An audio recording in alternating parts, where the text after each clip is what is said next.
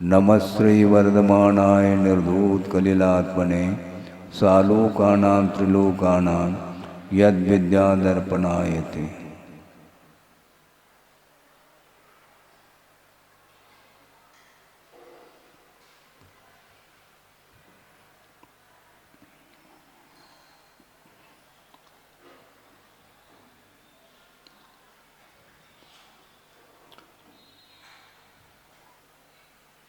आप्त के विषय में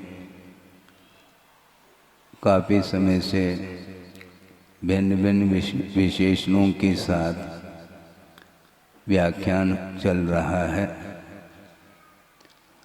संक्षेप रुचि रखने वाले भी श्रोतागण होते हैं और विस्तार के साथ समझने की जिज्ञासा जिनके अंदर रहती है, ऐसे विस्तार रुचि रखने वाले श्रोतागणों के लिए भी व्याख्यान विस्तार के साथ किया जाता है। तो भिन्न भिन्न विशेषणों के माध्यम से अथवा नामावली के माध्यम से आपका स्वरूप दिखाया गया है। एक और विशेषण रह गया है शास्ता के रूप में। शास्ता अर्थात शासन करने वाला भी होता है और शास्ता का अर्थ उपदेशक भी होता है। पूर्वापर विरोध आदि दोषों से रहित होकर के संपूर्ण पदार्थों का जैसा स्वरूप है उसको उसी रूप में प्रतिपादित करना, इसको बोलते हैं शास्ता। जैसा स्वरूप है वैसा प्रतिपादित करना चाहिए। और जो वीतरागी होते हैं, चाहे वह संत हो चाहे वह भगवान हो, जैसा वस्तु का स्वरूप है उसको सामने रखने का उनका उद्देश्य रहता है। क्योंकि स्वरूप की ओर जब तक दृष्टि नहीं जाती तब तक रागादिक भावों का शमन होना बहुत कठिन होता है। कल मध्याह्न में भी धवला की वासना चलती है, उसके पश्चात भी कुछ जिज्ञासु जन आ जाते हैं। उस समय भी यह चर्चा आई थी कि वस्तुतः राग द्वेषादिक जो भाव उत्पन्न होते हैं उसमें कारण क्या है? कारण और कुछ नहीं, स्वभाव को छोड़ करके पदार्थ की जो वैभाविक परिणति है उस ओर जब हमारा उपयोग चला जाता है तो उसका प्रभाव उपयोग के ऊपर पड़ सकता है। पड़े अनिवार्य नहीं, किंतु छद्मस्त अवस्था में असंयम की भूमिका में बहुत ज़्यादा वह असर करता है। इसलिए स्वभाव की ओर दृष्टि रखना अनिवार्य सिद्ध होता है। कई बार बार हमें भी ये विकल्प मन में आता है और एक आश्चर्य का भी कारण बन जाता है कि देखो कि ये उपदेश की परंपरा आज की नहीं, अनंतकालीन परंपरा है। क्योंकि मोक्ष मार्ग की परंपरा भी अनादिकालीन है और अनंत काल तक ये मोक्ष मार्ग की परंपरा चलती रहेगी। तो मोक्ष पथ पर आरूढ़ होकर के जिन्होंने आत्मा का कल्याण कर लिया है, सिद्धत्व को उपलब्ध कर लिया है, उनके लिए उपदेश की आवश्यकता नहीं। किंतु इस संसार में, चतुर्गति रूप संसार में जो परिभ्रमण कर रहा है और उस परिभ्रमण से मुक्त होना चाहता है, शारीरिक मानसिक इत्यादि जो दुख उत्पन्न होते हैं उनसे वह अपने आप को मुक्त कराना चाहता है, तो उसके लिए उपदेश की आवश्यकता पड़ती है। और उपदेश के माध्यम से भी सम्यक दर्शन आदि की उत्पत्ति होती है, ऐसा आगमकार का कहना है। तो बात यह है कि सम्यक की उत्पत्ति बहिरंग कारणों के माध्यम से होती है, किंतु उत्पत्ति के अपेक्षा से वर्तमान पर्याय के अपेक्षा से अथवा वर्तमान काल की अपेक्षा से सम्यक की उत्पत्ति दो तरह से होती है। हम भूमिका बनाना चाह रहे हैं क्योंकि शास्त्रा को भी रखना है ना, क्योंकि उनके माध्यम से भी तो कुछ हमें प्राप्त होता है। तो नैसर्गिक सम्यक दर्शन, जिसको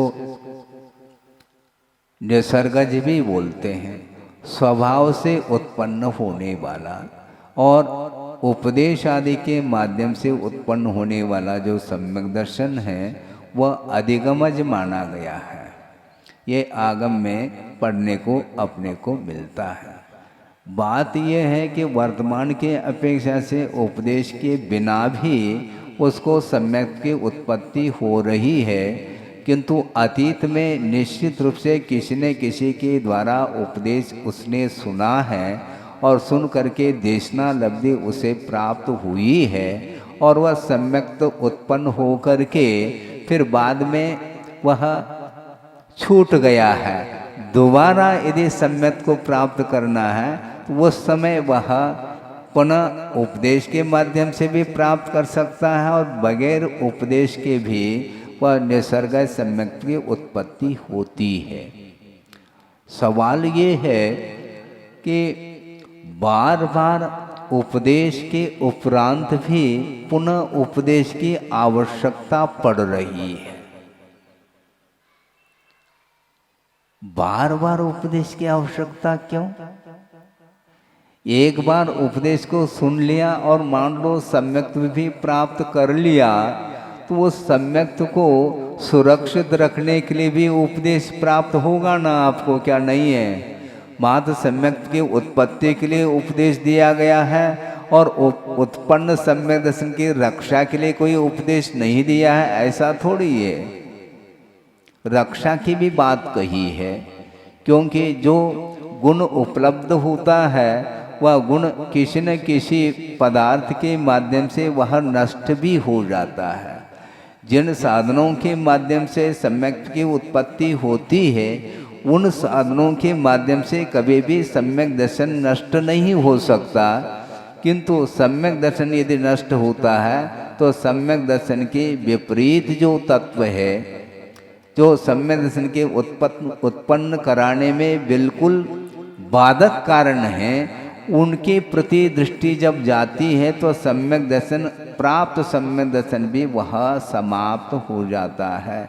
इसलिए ऐसे भी जीव हैं जिन्हें अतीत में तो देशना प्राप्त थी, किंतु वर्तमान में बिना देशना के, बिना उपदेश के भी सम्यक को प्राप्त करने की क्षमता को लिए हुए हैं। इससे स्पष्ट है कि संस्कार उसके अंदर है, किंतु जिसके अंदर संस्कार भी समाप्त प्राय हो जाते हैं तो उस समय उसको बार बार उपदेश देने की आवश्यकता पड़ती है, जिसको अधिगम संबंध दर्शन बोलते हैं।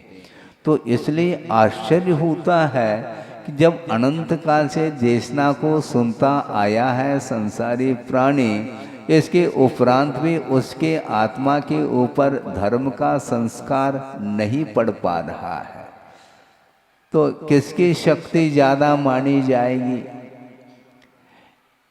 भगवान की शक्ति ज़्यादा मानी जाएगी क्या पंचेंद्र के विषयों का प्रभाव ज़्यादा माना जाएगा?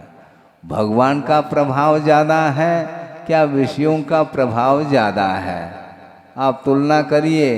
भगवान अनंत शक्ति के धारक हैं, अनंत ज्ञान के धारी हैं, अनंत सुखों ने उपलब्ध हुआ है, अनंत चतुष्टय से संपन्न हैं, और विश्व में तीन लोक में ऐसा कोई भी असाधारण व्यक्तित्व को लेकर के देखने में नहीं आता व्यक्ति। इसके उपरांत भी उनका प्रभाव क्यों नहीं पड़ रहा है, यह विचारणीय विषय है। क्योंकि देशना आपने प्राप्त नहीं की ऐसा तो नहीं कहा जा सकता। पहली बार आप उपदेश सुन रहे हैं क्या, ऐसा तो नहीं कहा जा सकता। अतीत में भी हमने उपदेश सुने हैं, इसके उपरांत भी बार बार उपदेश सुनाने की भी आवश्यकता पड़ रही है और सुनने की भी आवश्यकता पड़ रही है। तो इसलिए हमारा ये कहना है अथवा आगमकार का ये कहना है, जिन वस्तुओं के माध्यम से सम्यक दर्शन समाप्त होता है उन वस्तुओं का आलंबन कम लें।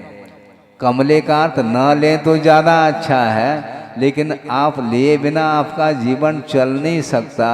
किंतु जिन वस्तुओं का आप आलम्बन ले रहे हैं, लें, इसमें कोई बाधा नहीं, किंतु कम से कम धारणा ये रहे कि पंचेंद्रिय के विषय हमारे लिए शरण लेने योग्य नहीं है, किंतु जीवन यापन करने के अपेक्षा से थोड़ा सा साधन के रूप में उसको लिया जा सकता है, किंतु मोक्ष मार्ग में वो साधक नहीं है। इस प्रकार आपकी धारणा अटूट बननी चाहिए।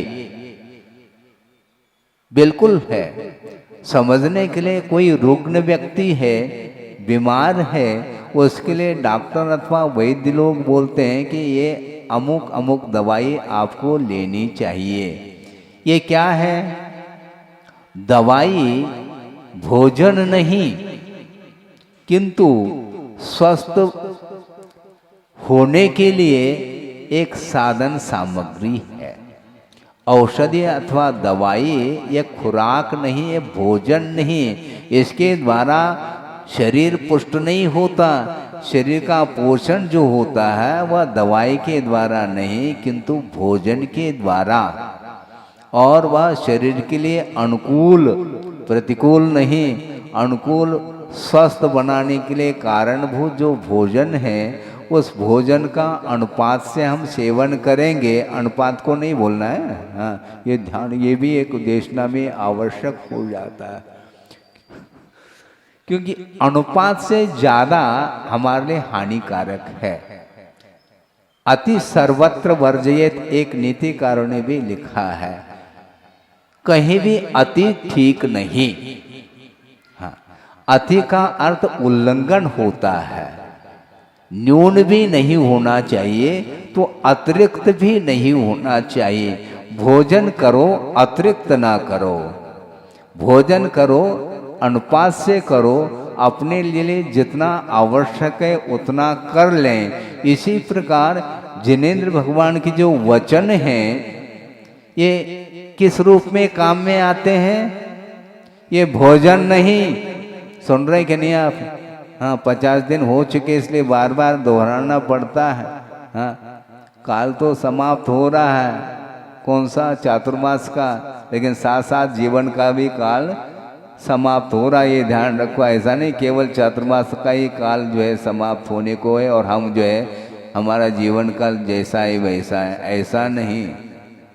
तो मैं ये कह रहा था कि क्या कह रहा था? हाँ, जिनेंद्र भगवान के जो वचन हैं वे औषधि के काम आते हैं। जनवयनम ओष ओसहमिनम, ऐसा कहा। जिनेंद्र भगवान के वचन औषध के रूप में हैं। तो औषधि को मात्रा के अनुरूप दिया जाएगा कि भरपेट? डॉक्टर अथवा वैद्य कहते हैं दिन भर में कम से कम 3 खुराक 3 बार लें, और एक खुराक में भी शायद संभव है आहार के शुरुआत में, आहार के मध्य में और आहार के अंत में। इस प्रकार की भी पेथी चलती है।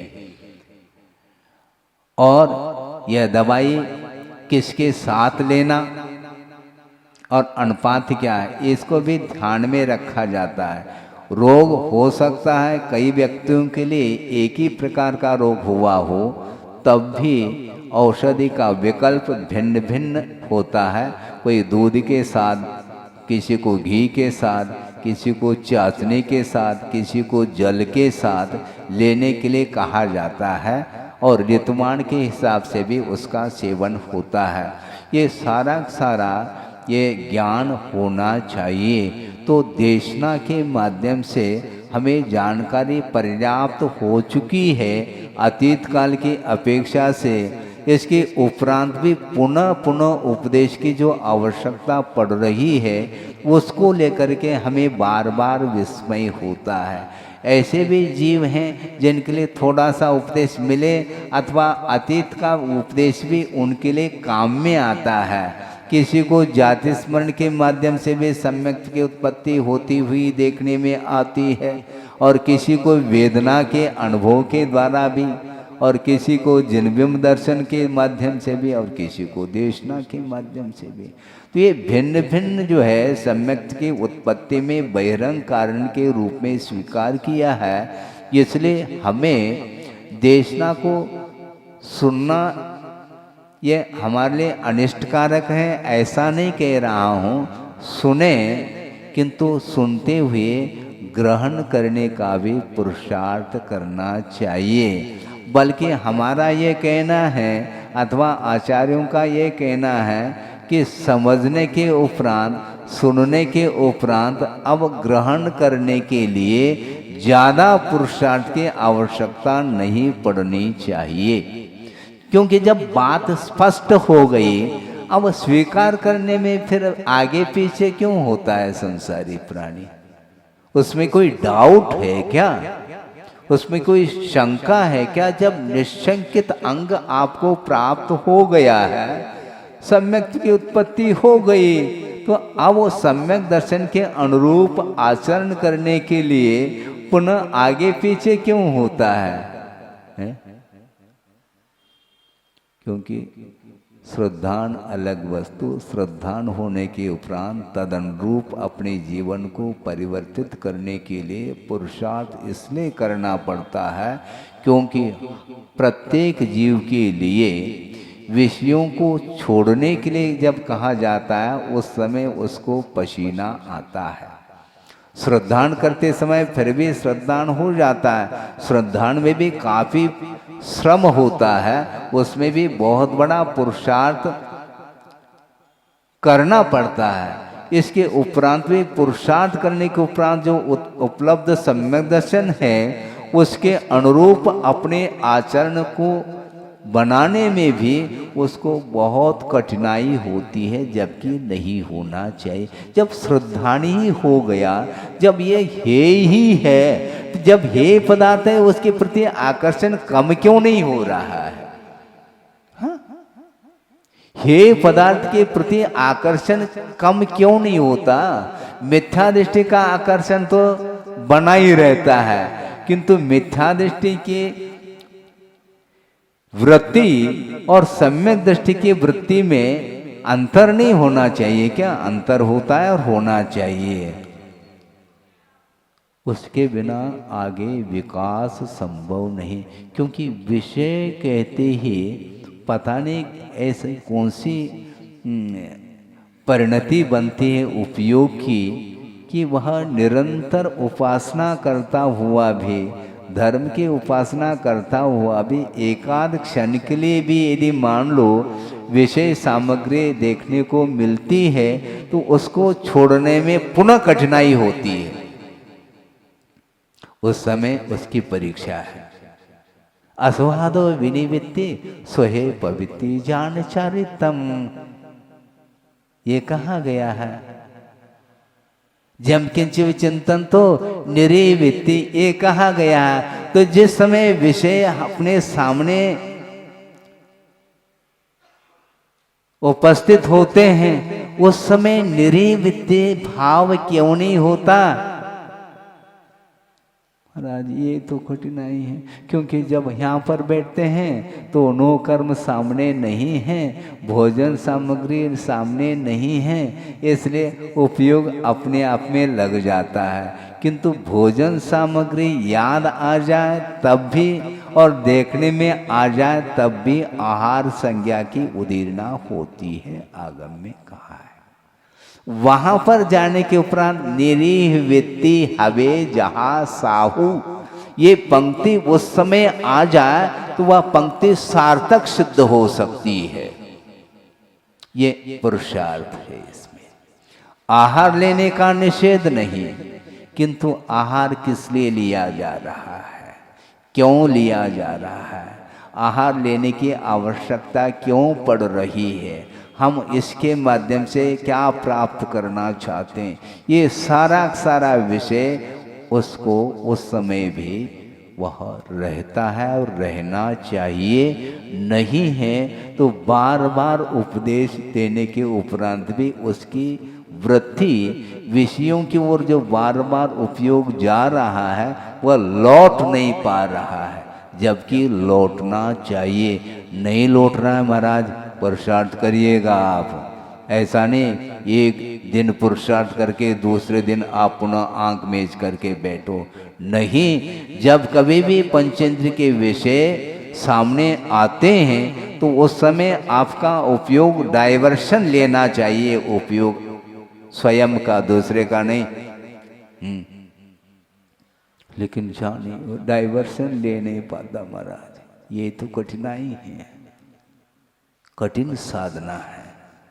इसलिए विषयों से बचो ऐसा कहा है। थोड़ा बहुत लेने की आवश्यकता है, ले और आगे यहाँ आने के उपरांत भूल जाओ ये कहा है।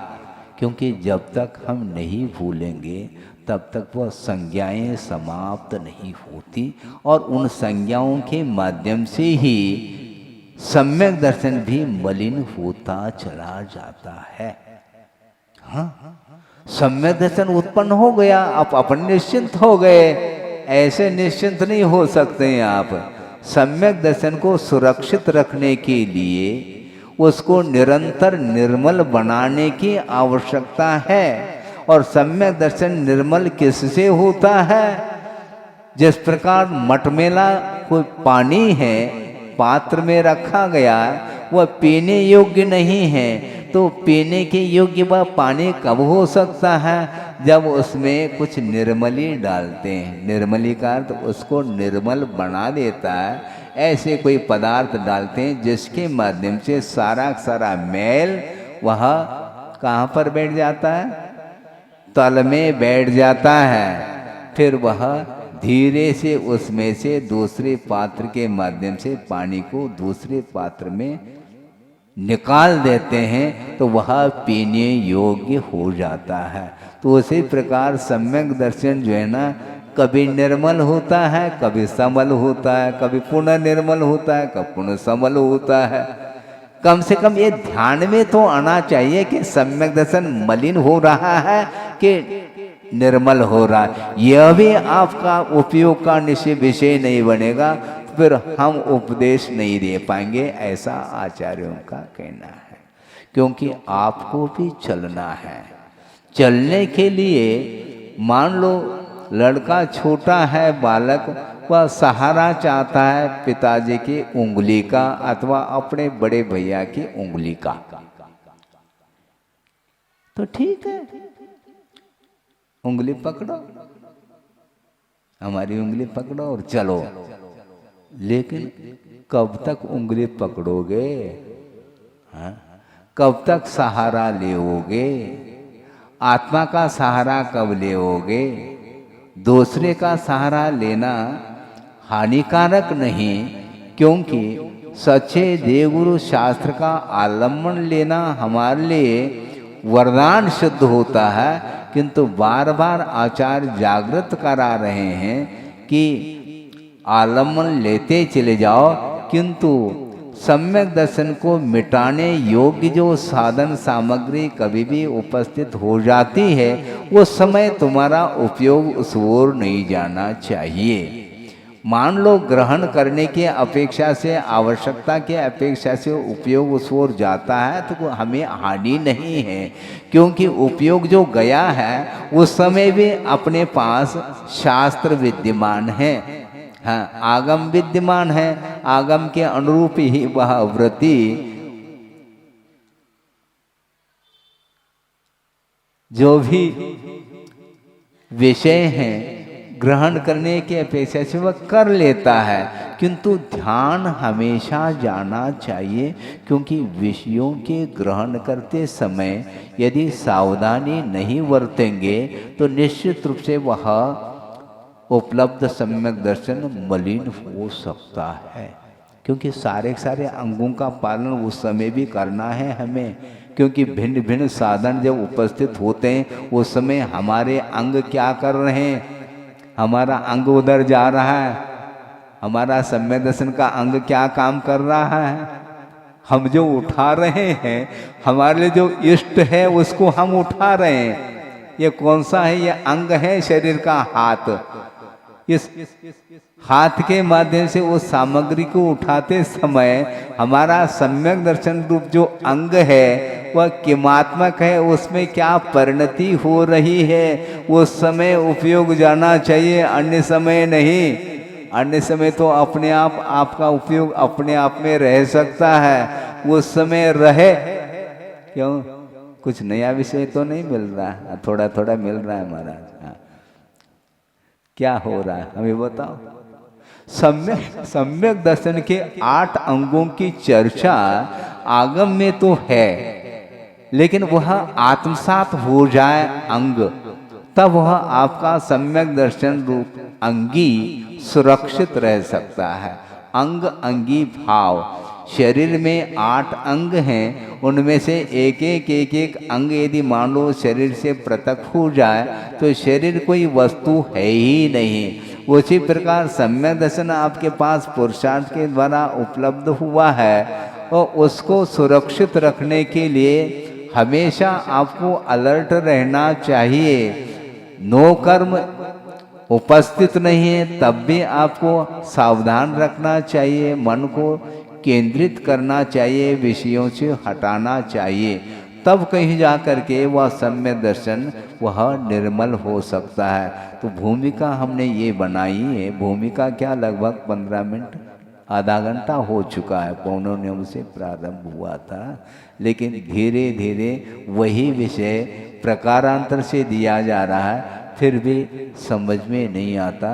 कोई बाधा नहीं, निरंतर आप पुरुषार्थ करिए।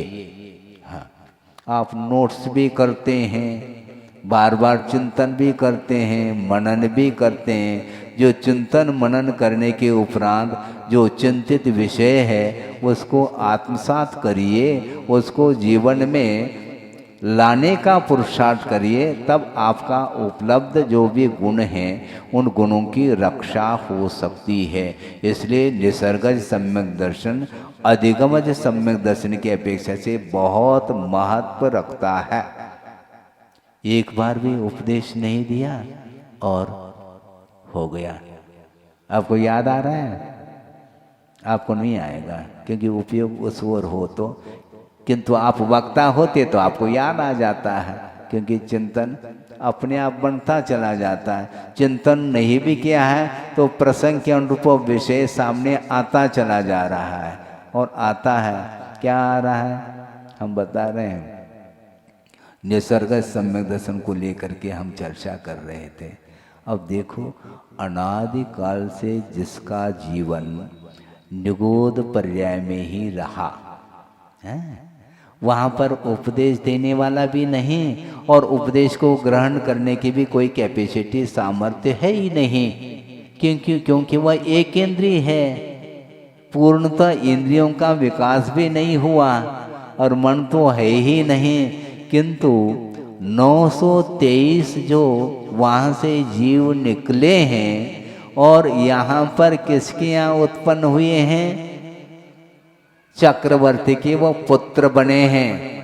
यद्यपि इसमें 2 मत मिलते हैं, डायरेक्ट चक्रवर्ती के पुत्र बने हैं ऐसा भी एक मत मिलता है, और एक मत यह भी मिलता है कि निगोद से निकल करके गिजाए पर्याय में उत्पन्न हुए। गिजाए जानते हैं आप, जिसके बहुत सारे पैर होते हैं, प्राय करके बारिश के दिनों में वो पैदा हो जाते हैं।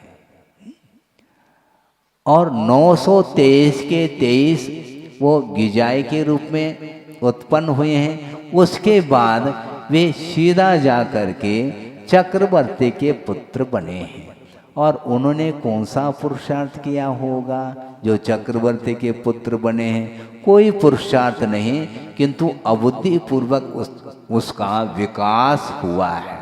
अब चलिए, विकास हुआ है इसमें कोई दो मत नहीं, लेकिन समस्या ये है हमारे सामने, चक्रवर्ती के पुत्र 923 हुए हैं और चक्रवर्ती की संपदा उसको भोगने का अधिकार उन पुत्रों के लिए भी है। ऐसा नहीं कि चक्रवर्ती की संपदा को भोगने का अधिकार मात्र चक्रवर्ती को ही है, ऐसा नहीं। इसके उपरांत भी 8 साल अंतर्मूर्त के उपरांत सम्यक पाद की उत्पत्ति होती है, ये आगम का उल्लेख है। और सम्यक दर्शन मान लो हो गया है, होने के उपरांत उनको वैराग्य भी हो रहा है साथ साथ। अब वैराग्य के लिए किसने उपदेश दिया मुझे बताओ? अपन अनंत काल से उपदेश सुनते आए हैं और उन्होंने अतीत में एक बार भी उपदेश नहीं सुना। अनंत काल बिना उपदेश के ही वह काल व्यतीत हुआ है। इसके उपरांत भी चक्रवर्ती के पुत्र बनने के उपरांत भी चक्रवर्ती के वैभव के प्रति कोई इच्छा नहीं है। ऐसा चिंतन किया करें। चिंतन अपन करते हैं तो इस ढंग से चिंतन करो कि उनके लिए वैराग्य के लिए ऐसा कौन सा प्रसंग बना, क्यों वैराग्य हो रहा है, क्यों विषय रुच नहीं रहे हैं?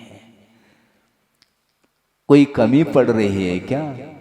नहीं, पर्याप्त मात्रा में भोग वस्तु उपलब्ध है और स्वतंत्रता के साथ उसका उपभोग किया जा सकता है।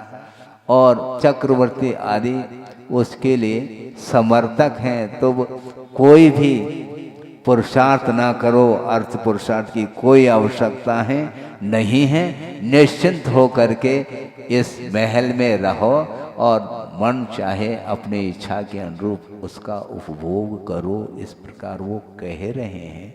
इसके उपरांत भी वो हाथ जोड़ करके कहते हैं, कहते भी नहीं, मौन रह जाते हैं, मुझे यहाँ पर नहीं रहना। मौन रहने से चिंता होती है कि क्या हो गया। पुण्य के उदय में यहाँ पर जन्म हुआ है, गूंगे तो नहीं है भगवान, गूंगे नहीं हैं, किंतु अब उन्हें आपके साथ वार्ता करने की इच्छा नहीं हो रही है, क्योंकि वह विषय को वो नहीं चाहते, विषय उनके लिए अभिष्ट नहीं, इसलिए आपसे वो मौन रहना चाहते हैं। मुझसे बात करेंगे वो, किससे? भगवान से। तो ये सारे सारे भाव क्यों हो रहे हैं? अधिगमज की बात इसलिए हम रखना चाहते हैं, बहुत अच्छा फिट बैठ गया है विषय। बार बार उपदेश की क्यों आवश्यकता पड़ रही है? ये ठीक है, कोई सैद्धांतिक जटिल विषय है, उस अपेक्षा से जिज्ञासा आदि रखना ये अलग वस्तु, किंतु वैराग्य को उत्पन्न करने के लिए बार बार उपदेश की क्यों आवश्यकता पड़ रही है? संस्कार इसी को बोलते हैं। इसलिए भगवान के पास अनंत शक्ति होते हुए भी वो आपके काम में नहीं आने वाली है, क्योंकि ऐसी कार्मिक शक्ति है, कर्म संबंधी शक्ति, वह भगवान की शक्ति से भी अद्भुत शक्ति है। वो भगवान के पास जाकर के भी लौटने का जो भाव हो रहा है, उसमें यही एकमात्र कारण है, भौतिक वस्तुओं का ऐसा आकर्षण है, वो आकर्षित कर नहीं रहे हैं आपको, किंतु उसमें आकर्षण है ऐसा व्यवहार में कहने में आता है, और वह संसारी मोही प्राणी वह स्वयं आकर्षित होता चला जा रहा है। इसलिए भगवान के उपदेश भी वो भूल जाता है। जिन बिंब दर्शन किया था उस समय हमारे परिणाम कैसे हुए थे, है? जब भगवान की वंदना करते हैं उस समय एकाग्र मन हो करके वंदना करते हैं। हाँ, बहुत सौम्य मुद्रा है क्या नहीं? हाँ, वीतराग मुद्रा है। वही मुद्रा पंचेंद्र के विषय के सामने वही मुद्रा बनी रहे, भूल जाओ। सुन रहे हैं कि नहीं? बहुत कठिन होता है उस समय, उस साधक की परीक्षा है। इसलिए आचार्य कहते हैं जाओ आगम के अनुरूप ग्रहण करके आ जाओ। वह केवल हमारे लिए वह आहार एकमात्र साधन है, इससे ज्यादा कुछ नहीं। जितना आवश्यक है लेकर के आ गए, प्रतिकरण प्रायश्चित आदि करके अपने आत्मा में लीन होने का वह पुनः पुरुषार्थ करता है। क्योंकि आहार संज्ञा एक संज्ञा अर्थात इच्छा है, तो उसको लेना आवश्यक है। तो हम ये कहना चाह रहे थे, सुनो, हम ये कहना चाह रहे थे, सुन नहीं रहे, हम ये कहना चाह रहे हैं कि जिस समय स्वाध्याय करते हैं, तत्व चर्चा करते हैं, जिनेंद्र भगवान की वंदना आदि क्रियाओं को संपन्न करते हैं, उस समय परिणाम बहुत निर्मल रहते हैं। उन परिणामों में स्थिरता क्यों नहीं रह पाती? तो उन वस्तुओं के समागम होने के उपरांत भी वह अलर्ट रहेगा, तब तो वह अपने सम्यक दर्शन को ज्यों का त्यों बनाए रख सकता है। उन पदार्थों का ग्रहण करते हुए भी परिणामों में निर्मलता बनी रह सकती है, क्योंकि वह आसक्ति के साथ ग्रहण नहीं कर रहा, एकमात्र साधन है, इस अपेक्षा से वह ग्रहण कर रहा। इसलिए उस समय उन वस्तुओं को लेकर के आकांक्षा नहीं होती। और आकांक्षा यदि होती है तो निकांक्षित अंग में थोड़ा बहुत तो असर आएगा। क्या वैसे ही रहेगा निकांक्षित अंग आपका? ऐसा चिंतन करो। बार बार हम नहीं कह रहे हैं, उनकी तरफ से हम कह रहे हैं, और केवल आपके लिए कहने के लिए नहीं बैठा हूँ। आपके निमित्त से हम अपने आप को भी निरंतर संबोधित करना चाहते हैं। कभी भी वह मेरा मन भी ऐसा है नहीं जो हम सर्वज्ञ बन गए हैं। अपन भी छद्मस्ती ही है, दूसरे को कहते हुए भी अपना मन भी जा सकता है, पॉसिबिलिटी है, संभावना है। इसलिए जाने के पहले ही अलर्ट हो करके अपने को सावधानी के साथ चारित्र का पालन करना चाहिए। तो निसर्गज और अधिगमज इस बिंदु को लेकर के इस विषय को हमने रखने का प्रयास किया। कैसा लग रहा है आपको? कोई इसमें कमी तो नहीं? कोई व्यक्ति विशेष को लेकर के तो नहीं कहा जा रहा है। व्यक्ति विशेष को इसमें लेकर के इसलिए नहीं कहा जा रहा है क्योंकि भगवान ने किसी एक व्यक्ति को फोकस नहीं बनाया है, न आचार्यों ने बनाया है। उन्होंने जो ग्रंथ का निर्माण किया है किसी व्यक्ति विशेष को संबोधित करने के लिए नहीं, यावन मात्र जितने भी मुमुक्षु भव्य जीव हैं उनके हित को दृष्टि में रख करके ही आगम की रचना की गई है। इसलिए कभी भी इसमें ये मेरे लिए कहा जा रहा है, ये उनके लिए कहा जा रहा है, इस प्रकार भूल करके भी भाव नहीं लाना चाहिए। हाँ, हम बहुत सौम्यता के साथ कह रहे हैं क्योंकि उसका ज़्यादा प्रभाव पड़ता है। थोड़े बहुत वे वचनों में कठोरता आ गई तो पुनः वापस वह गंभीर हो जाता है। इसलिए सब ध्यान रखना पड़ता है। लेकिन ध्यान रखते हुए भी आपको भी ये ध्यान रखना चाहिए कि भगवान मैं कब से सुनता आया हूँ, कब से मैं आपकी वंदना करता आया हूँ, और अभी भी अपने परिणामों में निर्मलता नहीं आ रही, अथवा कभी कभी आती है पुनः वापस वह परिणामों निर्मलता नहीं आ पाती, पुनः वह सम्यक दर्शन आदि मलिन हो जाते हैं। क्यों हो जाते हैं? अपने आप को पूछो तो भगवान की वाणी यही सुनने को मिलेगी कि हमेशा आपको अलर्ट रहना चाहिए, घबराओ नहीं, क्योंकि अतीत में किया हुआ जो कर्म है वह भिन्न भिन्न निमित्तों को लेकर के वह अपना प्रभाव डाल सकता है, क्योंकि प्रभाव डालने की क्षमता आत्मगत परिणामों के माध्यम से ही उसमें आई है, इसमें दूसरे का कोई हाथ नहीं है। इसलिए अपने किए हुए कर्म हैं उदय में आ रहे हैं, उसको शांति के साथ सहन करते हुए निरंतर पुरुषार्थ करो। अपने सम्यक दर्शन को निर्मल बनाने के लिए बहुत पुरुषार्थ की आवश्यकता है, और सम्यक दर्शन यदि निर्मल होता चला जाता है तो निश्चित रूप से आपका ग्रहण किया हुआ जो चारित्र है उसमें भी निर्मलता ऑटोमेटिक आती चली जाएगी, क्योंकि श्रद्धा में निर्मलता है तो वह आचरण में भी निर्मलता निश्चित रूप से आती है, किंतु उसमें भी पुरुषार्थ अपेक्षित है।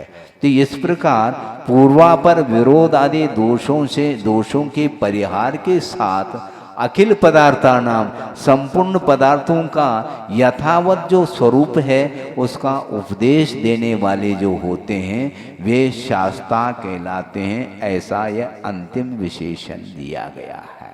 इस प्रकार परमेष्टि, परम ज्योति, विराग, विमल, कृति, सर्वज्ञ और आदि मध्य और अंत से रहित और सार्व और शास्ता, ये सारे जिनेंद्र भगवान के ही ये नामांतर है, नामावली जिसको बोलते हैं। भिन्न भिन्न नामों से जिनेंद्र भगवान की उपासना हम कर सकते हैं। परमेष्टि कह दो अथवा परम ज्योति कह दो, कोई बाधा नहीं। वीतराग तो है ही, विमल भी है, कृति है, यानी कृतकृत्य हो चुके हैं, यानी संपूर्ण रूप से हेयोपादेय तत्व में जिन्हें विवेक उत्पन्न हो चुका है वो जिनेंद्र कहलाते हैं। इसका अर्थ हमारे अंदर अभी भी विवेक पूर्ण रूप से उत्पन्न नहीं है, ये पारिशेष न्याय से फलितार्थ निकलता है। ये इसको एक्सेप्ट कर लेना चाहिए। विवेक रखो ऐसे कहने से बुरा नहीं मानना, क्योंकि हम विवेक संपन्न है कहाँ।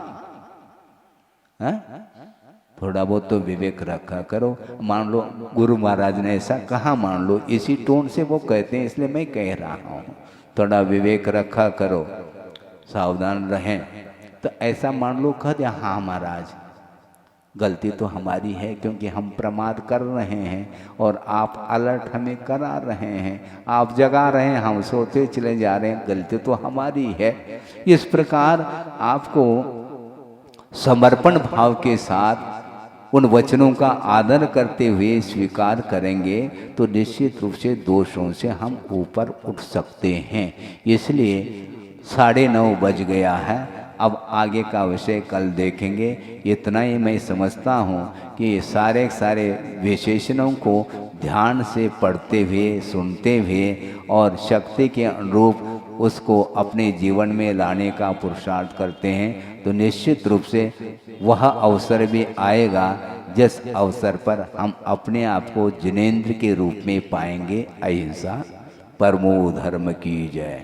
बोधि समाधि परिणाम शुद्धि स्वात्मोपलब्धि शिव शोक सिद्धि चिंतामणिम चिंतित वस्तुदाने वाम वंदमानस्य ममास्तु देवी।